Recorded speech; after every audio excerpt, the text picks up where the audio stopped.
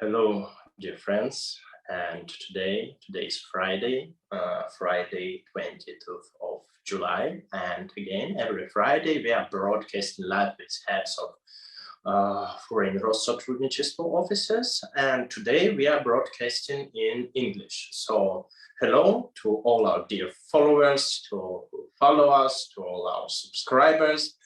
And today I'm talking in English, but I could do it in Spanish, but I don't know Spanish actually. I can say only hola, buenas noches, buenos dias, and some other words I don't want to remind them. And today, the last week we were talking with Argentina, and currently we are staying in Latin America, and today we are talking with Tatьяна. Tatьяna is head of Russian house, or as we can say it in Spanish, Casa Rusa and Mexico. So in Mexico, Tatьяна, hello, how are you? How are you doing? Nice to meet you. Nice to meet you too. You are very good looking today. Thank you. It's the morning. Yeah, it's morning. We all look very good in the morning, especially on Fridays. Yes, we are ready for weekend. I hope our subscribers, our followers are ready for weekend too. And so Mexico. So I don't know. I heard a lot of Mexico actually, I read stories about it, but I want to hear your story. So how long are you working in our agency in Россотрудничество? It is very hard to spell it in English, so we call it Russian houses all over the world. So how long are you working for our agency? How long are you working in Mexico? So, and what do you think about Mexico? Well, I have been working for the agency for 6 years. I started from the Department of Mass Media, so I was your colleague.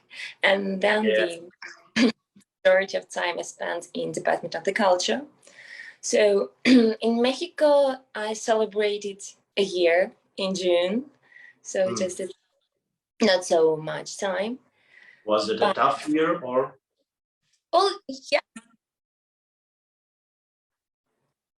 All right, you can. Okay. No problem.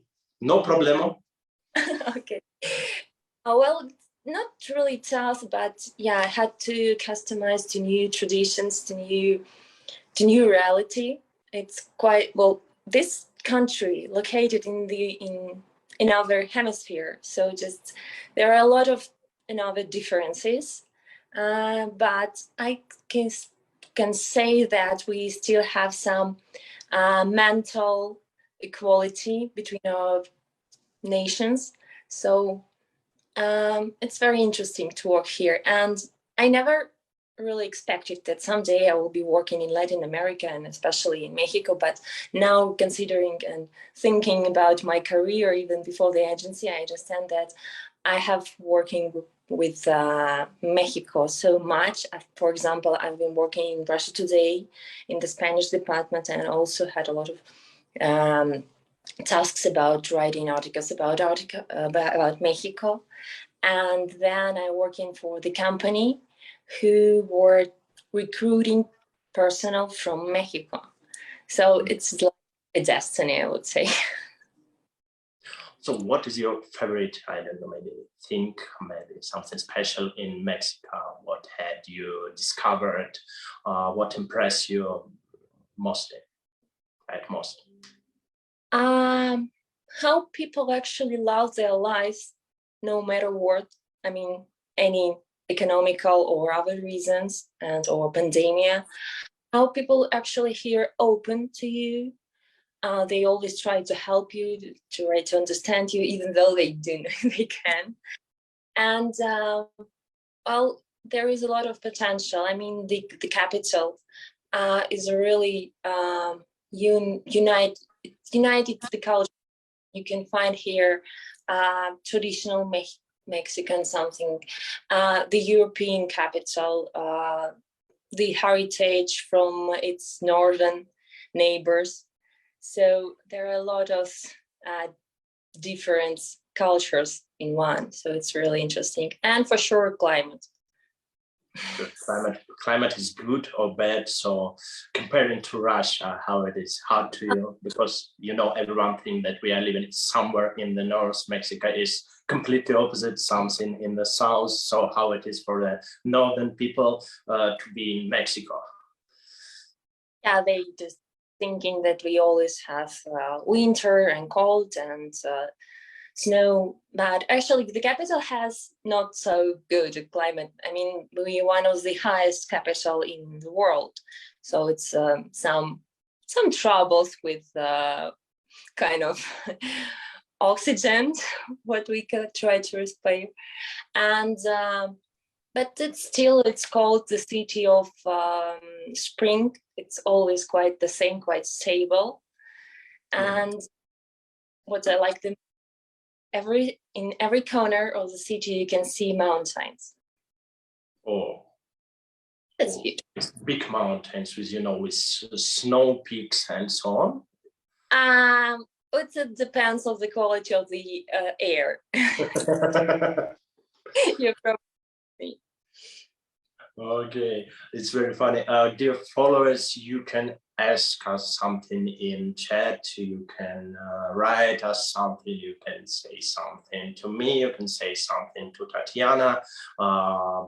We will answer all your questions later, but you can write us. Don't forget about this. We are ready for your questions. Completely ready. So, Russian-Mexican relations. How can you characterize them? In cultural sphere, of course, mostly. Well, not only in cultural, but they are quite stable, amicable, and based on mutual respect. We have quite a long history. I mean, this year we will celebrate 102 years since the establishment of the diplomatic relationships. But I would say that the first contacts based on economical reasons we can date them even earlier.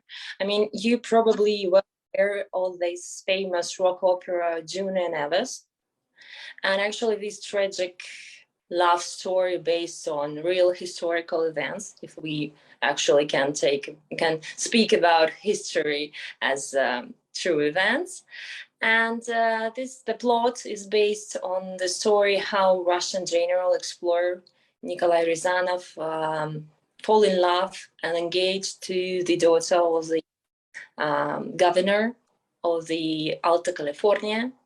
Well, in that time as a part of the colony. So, and the famous Fort Rose also at that time, now it's the United States, but then it was the colony and the territory of Mexico.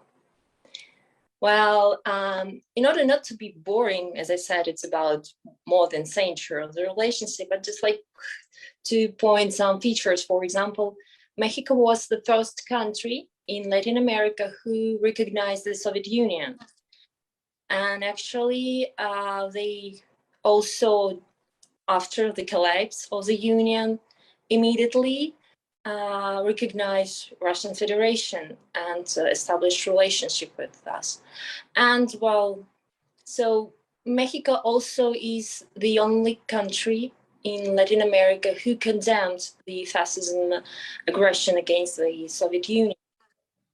And this year we celebrated University of birth of the famous and incomparable genius Alexandra Kollontai. And she was not only the first ambassador woman in world history, but she, in this quality, for the first time, she was assigned to Mexico.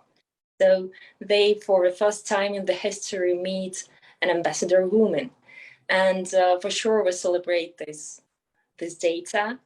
We had a conference, a lecture about her biography, exhibition. So what that was exposed here in capital, then in the nearest state, Puebla, and we are now discussing whether we will send it to the Chiapas or Tlaxcala. And also we have really fruitful exchange in cultures here during this time. Well, you know perfectly about the paintings of Rivera, Sequeiras, Frida here in Russia, and also they really adore our ballet. The school of ballet here in Mexico was also established by the Russians, and famous director Eisenstein have filmed one of his works here. Then we're talking about Mayakovsky, Vernadsky, and even the famous art of Mexico muralism, and they just, it's a kind of graffiti. One of the founder of this movement also was Russian. And I would like also just a little detail that there is a medal, the highest medal of Mexico, of the Mexican government, that they can award others person, not citizens of the country. And there are three actually Russians who were awarded with this order. It's order called of the Aztec Eagle, and it was Kalantai, Yuri Knorza, the scientist who actually decode the language of Maya, and it was our mathematician and economist.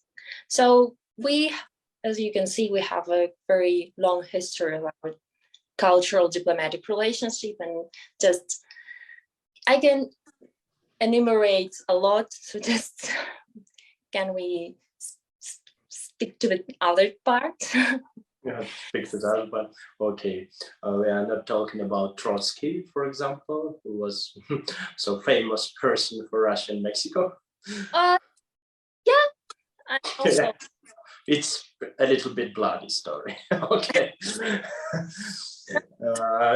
This is not story for a Friday. It's mostly so Monday story and everyone coming to work. And you said about Russian culture that Mexicans are very interested in Russian culture, in Russian ballet. I think in classic culture too, so the names of Dostoevsky, Tolstoy, how important are they for Mexicans? It is in school program, in school curriculum. Are they popular, Chekhov and so on?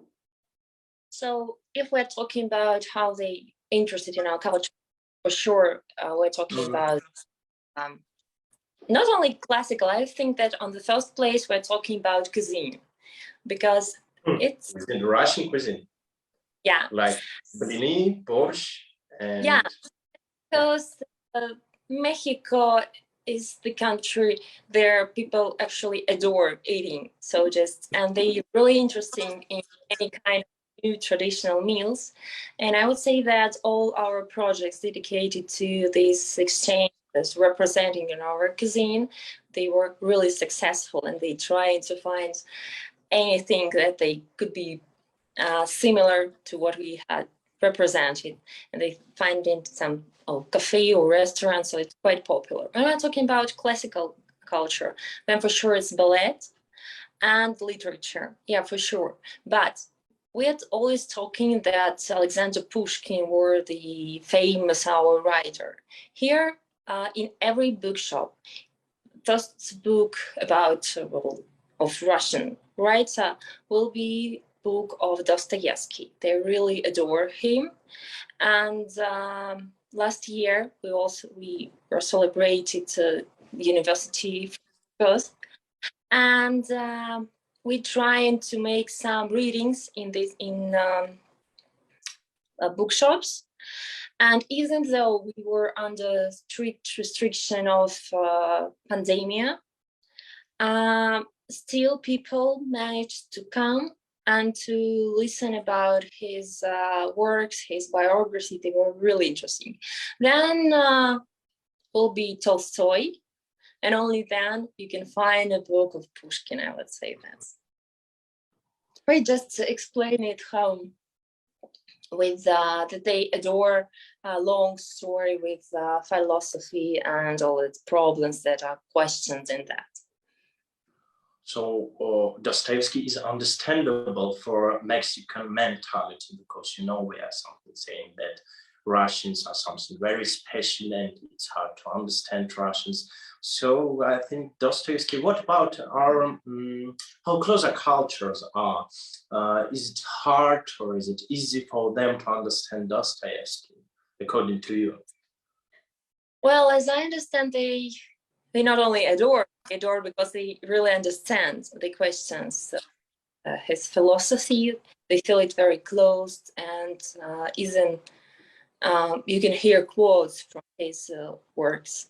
So it's kind of close, but still, I would say that according to the comments in our pages in social media, a lot of our traditions, a lot of our things in culture really get them surprised. So, for example, what is something like surprise for Mexicans in Russian culture? You know, when we are talking with Belgium, with Vera, she told that Belgians looking for our famous film, when they are watching our famous film, I cannot remember its English name. In Russian, it is Ironia судьбы или с легким паром. They say that Hippolyte is a fine guy. Why she is staying with Sasha? Hippolyte is a normal man. So some story like this, a story like this. Can you tell us about something not understandable for Mexicans in Russian culture, in classical Russian culture, when they say, why? I cannot understand this. What it is about? Well, in the case of this film, I can agree with Belgians, actually. Well, you will hear, I think. But they get surprised with our manner of communications, with our, well, just our love, for example, for cats, because it's the country, really. I remember then there were a lot of comments about our publication, about how we changed actually in house our shoes. It's quite understandable. So are they wearing shoes in their houses, or are they walking without shoes, like with the barefoot? Air shoes just from the parks. Yeah. And it's our culture, like more closed, like we're, well, it's the saying that we're not smiling, and other just quite ordinary stereotypes. Grumpy Russians, as me. Well, yeah, first thing that they say, it's when you're talking about, okay, I'm Russian, and they name the president, and then they our alcoholic drinks. So. Oh, okay. But we are for okay. Forget about fitness. Fitness is very popular in Russia, actually. Not drinking. Every Friday evening we are making fitness, running, and so on. So don't you think? No vodka more. Okay, and about culture. Casa Rusa, Russian house in Mexico. What are you doing? Do some events about Russian culture? It is mostly about Russian classical culture. And of course, I should answer you, is it interesting for Mexicans, our modern culture, how it is? Some, I don't know, maybe some films, books, authors. Is it interesting for Mexicans, or only Tolstoyevsky, so can we call this period of our cultural history? Here, the edge represented like well, actually the small representation based on we operate on the base of the entity with quite a small forces. So like in any corner of the world where we are, we're trying to get accustomed local citizens with our culture, and just to show them the achievement of our culture, our science, to represent them the beauty of our land, of our nature, because for the majority of those who write in our social media, they are talking that they want to see snow, they want to see our rivers. So, and I would say that we have a lot of projects in the sphere of culture, for sure, exhibitions, conferences, film festival, but also in educational sphere, like student exchanges, representation of our universities, humanitarian aid projects. And I would say that the agenda of all that projects, I mean, I wish what I want, that the result of these projects make left a memory, not memory of me for sure, but of Russia. I want to make an atmosphere than just an ordinary Mexican citizen went. I know they think that's good, it's from Russia. Because when I'm talking with people just about age 37 and more, they all remember, even though they're not actually fan of our country, but they remember how they children, and on weekends they go to the embassy where they get journals and other books in Spanish about the Soviet Union. What I want then, that in this country left a memory about Russia, about good Russian things, just so then they just passing through and thinking, oh, I know that's, for example, like the vaccine. So really good, they help me to protect me against coronavirus and other things connecting with culture. That's my aim, I think, here in Russia. And then they're talking about modern culture. It's really interesting because when we were talking with the Minister of Culture, what kind of groups, maybe just artists, would you like to meet and organize some round trip? We all named actually ballet and classical musical concerts, but still they have interested in of our modern culture. But I would say that in modern culture we mostly united around the world, and our uniqueness is in our traditions. That's what it is. Yeah, and our traditions. I have a question actually about our traditions. So every week Moscow office and of course the Russian house in Mexico, we publish some stories about small Russian peoples. You know, Russia, it is a multicultural country. In Russia, we have a lot of nations, about, I think, 100. Every week, we are telling about one of them.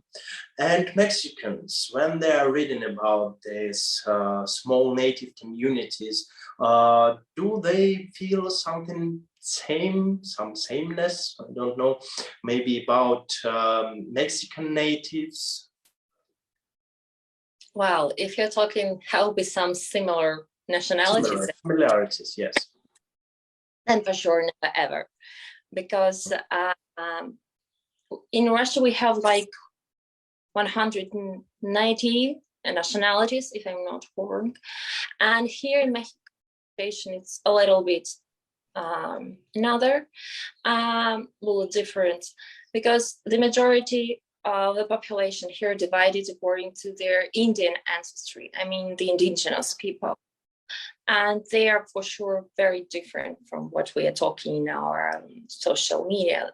Though they still interested in how we manage to preserve this culture.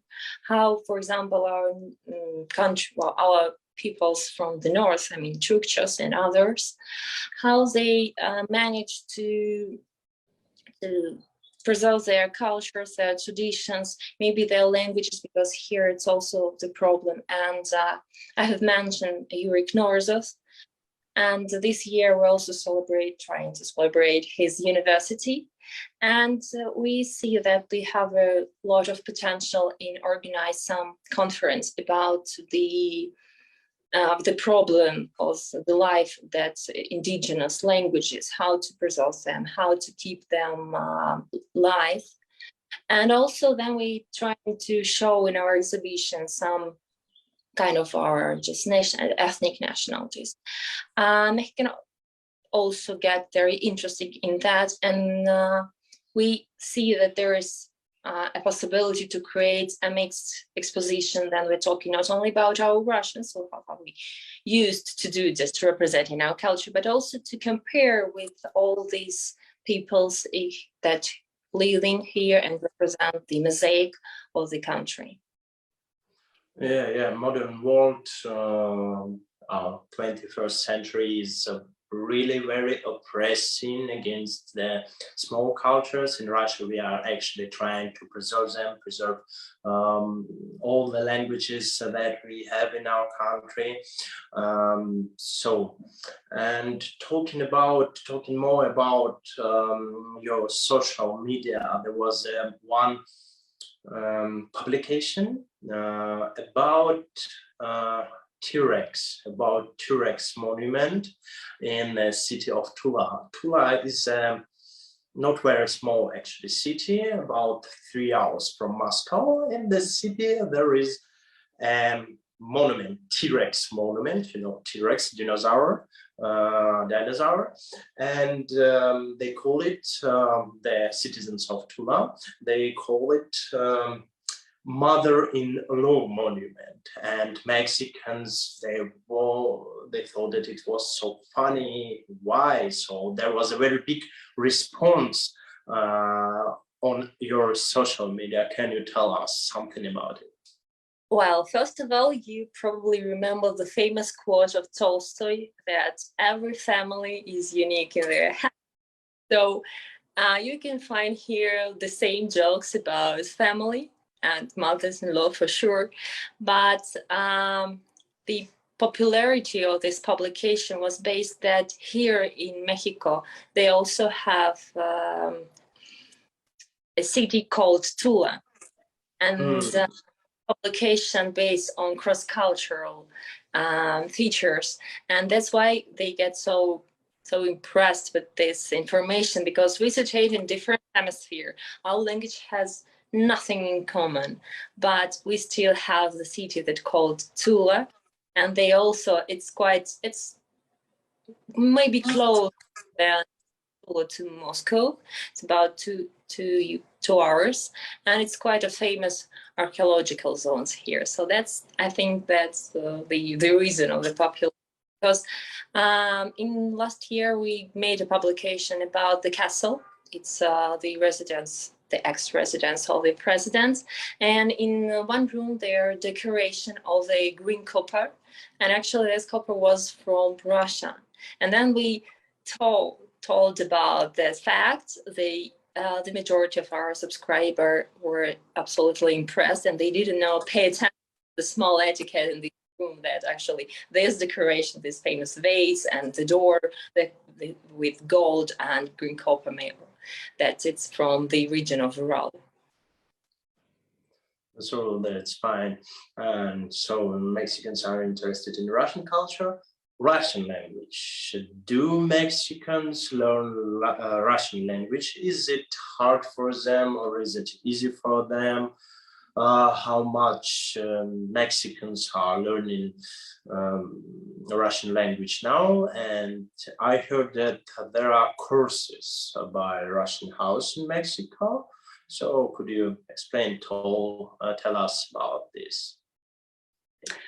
Well, I think those who speak Spanish, Russian, it's really complicated. They hate our consonants. And we managed to sign an agreement with the Diplomatic Academy, an institution that prepare employees for the external services. And we organize the courses of Russian languages for those who work actually in the Ministry of External Relationships. For example, we have students from the embassies from the Mexican embassy around the world, like United States, Canada, even from Moscow, from Azerbaijan, and they all. What I love in that students, that during the interview, then we're trying to select them for the courses. Besides the courtesy that they do love Russian culture and language, they all mentioned that they needed to work because, as you remember, Russian is one of the 6 languages of the United Nations organization. So they actually, or they needed for their future work assignment, or just they during their labor working, just meet the need of understanding our language. And when I'm talking in common, there are a few possibilities to study Russian. I would say that the biggest center is located in the National University of Mexico. There are a department of the Slavic languages, one of them is Russian. And then it will be private courses. And well, the second reason why Mexicans study a language, I will say that it's because they want to into Russia to study, to continue their professional development. And still, there are a few possibilities, there are a few representation of our business. So when we're talking about economical reasons, it's actually, well, I think that's not a reason. That's why when we're talking about Russian language, it's like the third or the fourth language that the students will choose while we're a student. Great, but there were a lot of Mexicans in Russia in 2018 during the World Cup. So how Russia impressed them? Were there something different after 2018? Do they still remember Russia? So what were the impression of our World Cup? Yeah, that's actually, they still remember. And the second thing that after the president and the alcoholic drink will be the World Football Cup. And they get impressed. They do love our culture, how we met them, how we just helped them, the stories. And they were absolutely just they felt in love with those who visit our country. They just absolutely are ambassadors of our culture now. Do they go to Russian house? Do they join your events? They do join. As I said, that we are a small representation based on the embassy, so that we do not have a proper center. And at the same time, it's quite an advantage because being landless means we're quite free to find another space and to leave the capital and find the places near to the states. So, and still, I think that some part of our subscribers are those who visit Russia during this championate, and they came just to see, just to remember, is it still so good like they remember? Yeah, that's fine. That's fine. I hope that they find our cuisine well. You said about cuisine, so they had a lot of chances to try it in Russia. And films. You said about Russian Film Festival. Was it modern cinema or some classics from 20th century? How did they find it? Because I remember that maybe Eisenstein our famous filmmaker. He were filming something in Mexico, but I can be wrong in it. I cannot remember it properly. Well, in ordinary life, quite difficult for them to find our modern films in cinema. So but we are just trying to see how the response of the citizens to our project connected with cinema. And in March, we organized a festival dedicated to the arts, to works of our director from 60s. Yeah, it's times of the Soviet Union. And actually it was the demand of the audience, the organization of the festivals, because, well, I think that Larissa Pitka, it's not a name that you can hear every time here, even here in Riga. But they were that because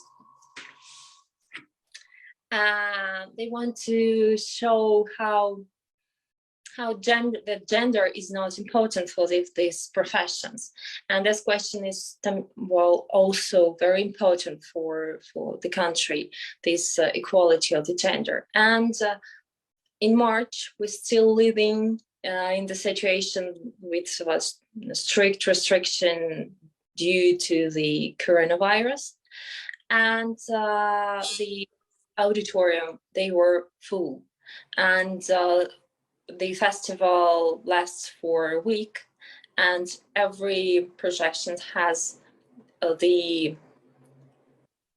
all seats free they were occupied. So we think that's quite a success. And now we're talking with some Russian films company to organize a festival that's, well, just as I remember, 6 films. So 2 of them just really ancient, we'll call them, just like 40s, 50s of the times of the Soviet Union. Then we're talking about 70s, 80s, and then the modern cinema. So just I hope that in autumn we manage to do it, because actually they want to know our films, this part of our culture, because it's not so popular here. That's good to you. Also about coronavirus restrictions. You previously mentioned our vaccine, Sputnik V. So Sputnik V,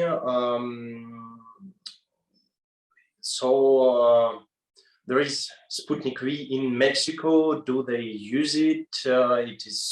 How much famous it is? It's quite a famous, because our government sends a lot of vaccine here, and actually the process of getting vaccine here in Mexico divided in the districts, and some districts are provided with our vaccine, other from, and when we're talking with some people, they say, I get lucky, I get Russian vaccine, so this. And if I'm not wrong, that we were talking about production of our vaccine on the plans of Mexicans. So they are lucky. It is good that for them, Sputnik V is a sign of lucky. It's fine. The next, I think, a big theme are our compatriots living in Mexico. Our compatriots, I mean our citizens of Russia, the expats who are living in Mexico. Are you in contact with them? Do they do something? Do they have some organizations? Do they work with the Russian culture? Do they present Russian culture there, not only in cuisine, but in some different things? What can you tell What can you tell about it? Well, according to statistics, it's about 20,000 of our compatriots living here, but they're quite distributed around the country, and the way it depends on the way of the migration. I mean, those who immigrate in 90s, now they do feel this feelings that they need to meet, to remember Russian language, to do something. And those who emigrate in the beginning of the 20th century, we're talking about employees, IT specialists who prefer to live in the territory, in the coast, close to the ocean.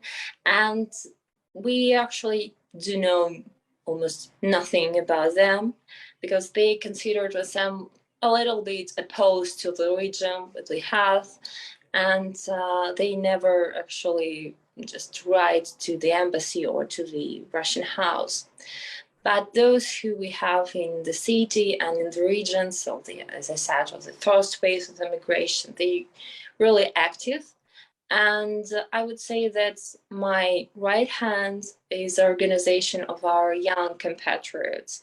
They are not only always ready to help. For example, I can call and say that tomorrow at 5 a.m.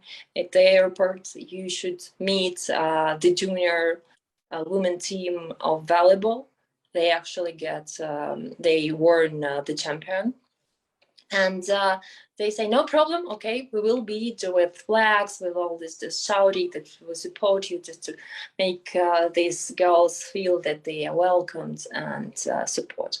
And they also have a lot of their own initiatives and always ready to do something to create. For example, they created a kind of theater. It's an immersive theater. Then you sitting and the actors just passing around you, they give you something, you can try something, or you just sitting with closed eyes. That's really interesting. Also, they have the marvelous online concerts and programs dedicated to our holidays, like the Family Day, the Victory Day. So I would say that we have little those who are active, but they are very, very strong and helpful. So you are talking about our young compatriots, so the children of our compatriots who has migrated to Mexico. Did I understand you right? Well, they not the children, they just are just those who immigrate and then in quite a young age. As you remember that all person who is under 35 considered to be young. So yeah, that's fine. What are your next plans? So what are you doing in the next 2 or 3 months? Are there any big projects that you will do in this year? Or can you describe them? Well, coming back to the theme of Knorozov, we're trying to organize some conference about the language, about the scientists, and we're trying to gift a National Museum of History and Anthropology, one of the famous here. Actually, all the features from the archaeological zones are kept in this museum, and we want to gift a booth, or just like a small statue of our Soviet scientists, and we're trying to make it good. So I hope that in November we will celebrate this data with conference, with exhibitions. We also managed to find a film about him, and this film was created with the help of his students, those who still have their center here in Mexico and also keep their investigation in St. Petersburg. And this film we will show on Mexican TV, so just in order to involve more people Well, then one of my favorites, and I hope we manage to realize that project, we want to decorate the city with graffiti, with murals dedicated to Russian culture. In the beginning of the year, we're talking about decorating the whole metro station, but now we are reconsidering it a little bit, and we want to just give one graffiti to the National Library, and this graffiti will be dedicated to our writers, the heroes of their work. And then to the university, we thinking about creating a graffiti dedicated to the exploration of the space, which mostly was made by our compatriots, as you remember. So I hope we find a very amazing artist. It's a young Mexican artist, and he also fell in love with this project, and also we have all these drafts, how it can be, in what colors. So we just really excited if this will be great, because imagine you just passing through the street of Mexico, so far away, just it's 8 hours in difference, and now it's about 24 hours to fly, and you just by the street and find the graffiti dedicated to Russians. I think it will be very good. And then so we just keep our project connected with Kollontai. I mean, she was very prominent politician, but I never knew about it. But she wrote some small romantic novels that not only not so popular, but they never were translated to Spanish. And one of our partner, she's translator of Russian and to Spanish, and she trying to translate these small pieces of art. They're really amazing because Kollontai tries to describe a relationship between husbands and their wives, and not only official wives of the 20s. And it's really interesting that all these novels, they have some traits of biography of those politicians she worked with, and also have some autobiography. That's really sweet, and I hope that till the end of this year, probably we can publish some of them. And we still have some project in humanitarian sphere. I mean, we're working with the funds who try to build a place where just children from family who experience some economical problems came and just to study something and for sure eat. And that's a problem, just which we actually built this kind of cafe for them. We in the last year we launched this project. So we trying to make our cultural events, and the profit of some of them will just go to this construction process. And now we just see the end of that process, and maybe I think that we're trying to make some lottery with the help of the bloggers, of the famous persons who has their channels on YouTube, and they will make a lottery dedicated, or just trying to not to sell, but just to represent, I don't know, shells, samovars, or just amber jewelry. And for those who pay, it's just a little amount.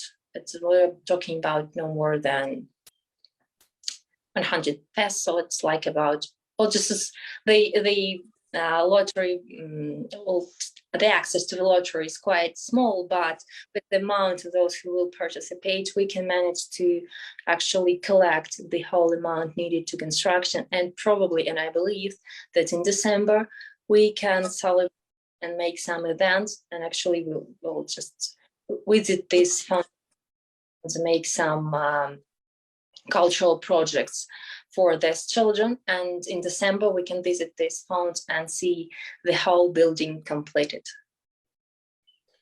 It's very exciting, actually. All that you have told is very exciting. I wish I were in Mexico to see it in my eyes, to see it personally, but I'm in Moscow. Hello to everyone from Moscow. And I think the last question, the most important question, you've mentioned a statue of Knorrizov. Will be there a cat or not? We have the state of Knorrizov with cats in Merida, because they are located at the center of dedicated to Knorrizov, created by his student Galina Yershova. And with the first draft or our sculpture has a cat, then we just trying to put the academy of the St. Petersburg, the place where he actually made his discovery. But now we have a quite restricts about how it should look, and unfortunately there is only his face. Okay, to our followers, why I'm asking about this. So Yuri Knorrizov, our famous scholar, if you Google him, so the first photo you will see him with his hat on his with his cat on his hands. It is surprisingly nice. It is so good looking. There are even some monuments with him and his cat. So Google Yuri Knorrizov. It is a very good photo. It is a very nice photo. So Tatiana, thank you very much. Thank you very much for our live broadcasts. Thank you for telling us so much about Mexico, about Mexican culture. It was very nice to talk with you. It was very nice evening. I hope that our followers will watch it not only live, but also as a record on our social media. So thank you very much. It was very nice. It was very exciting to speak with you, to talk with you. And I hope maybe someday we will make another broadcast and we will talk with you again, but later, the next week, we will have our broadcast with Indonesia. So we are leaving Latin America and going to some other place. So you can enjoy it also. Thank you, Tatiana. Thank you very much. It was a pleasure. Have a okay, good guys. The main thing, dear friends, dear followers, always remember that Russia is with you. Goodbye. Have a nice weekend.